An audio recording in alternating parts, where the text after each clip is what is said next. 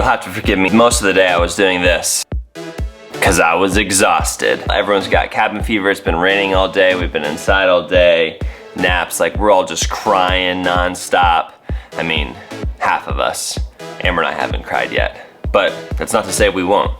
Update, we're gonna go to the mall, but now we're gonna go to my office because the mall's gonna close soon, and I'm almost out of batteries for my camera and almost out of space on SD cards. Sometimes that's what happens after an immediate wedding video.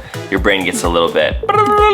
My business partner, Krista, is a professor, and she's like, could you talk to my students about the importance of digital communication? Yes, I love that stuff. I'm passionate about it. So this is gonna be a simple vlog, but it's gonna be an important one, all right? So just because it's simple doesn't mean you get to tune out. You gotta stick with me here. Let's do this.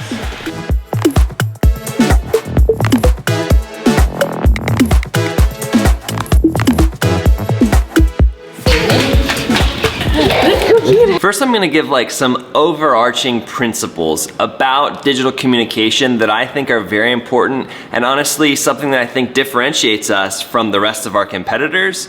So competitors, if you're watching this, just don't start doing these things. Then I'm gonna go to some tangible takeaways of like, this is exactly how I think you should do it. When you're communicating in a written medium, you gotta assume that people are going to misunderstand you. Like, assume miscommunication and then work as hard as you can to clarify above and beyond what you'd normally have to. To me, it just seems like emails have the tendency to sound mean. And I think generally, people aren't trying to be mean, they're just like in a rush and they need to convey information quickly. Sometimes you get like a one-liner like, yeah, that needs some work, period. Are they like mad? Yeah, that needs some work, like I'm thinking of ending our relationship?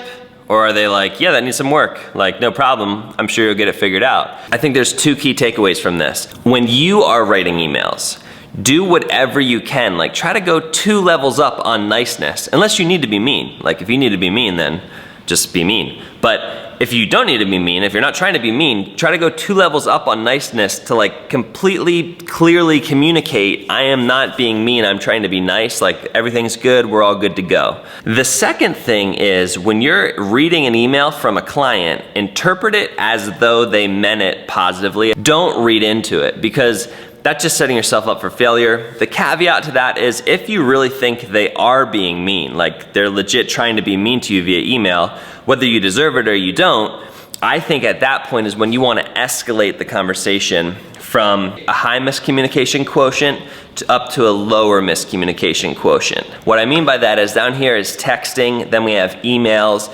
then we have phone calls, then we have a video chat, and then we have in-person meetings. If an email hits you and you're like, we need to like work this out, don't just respond via email. Escalate it up to a phone call, escalate it up to a video chat, escalate it up to an in-person meeting so you can be sure to really get on the same page. It's all about action steps forward. You don't want to stay in a muck and mire of are we being mean to each other or not? Like legit, let's get this done, let's move on, and then like, let's make sure we're all on the same page. So that was like all a little bit more of the theory part of it. Here's a couple tangible tips. First one is super important. People just like to know that they are being heard and that action is being taken. If you can't actually respond to an email, like if you don't have enough time or whatever, yeah? If you can't actually respond to them, write it right back, same day that you receive the email, say, just wanted to confirm I received your email. I am working on it and I'll send you a robust response tomorrow by 2 p.m. and then set an alarm and make sure that that happens. All right, this one might just be more of a personal preference, so you do you, but I think that hey and hi are a little bit too informal for business email, but I also think that dear and hello as introductions are like kind of too stuffy and weird. So I think the perfect medium is good morning, good afternoon, or good evening. To the pizza. I'm going to get pizza. Very last thing is emailing at night, like anytime after 9 p.m. If you're in a position of power, be sure to tell the person you're emailing, I don't want you to respond to this until tomorrow morning. Unless, of course, you need them to respond immediately, but then you should probably be calling them instead of emailing them. If you're not, if your boss is emailing you at like 3 a.m., you need to have a serious conversation with them, an in-person meeting, about, whoa, big puddle. When they email you at 3 a.m., when are they expecting you to respond? It's always best to ask and to figure it out, and that needs to be an ongoing conversation. Be checking in like at least monthly on expectations and how you're doing with communication, all of that stuff.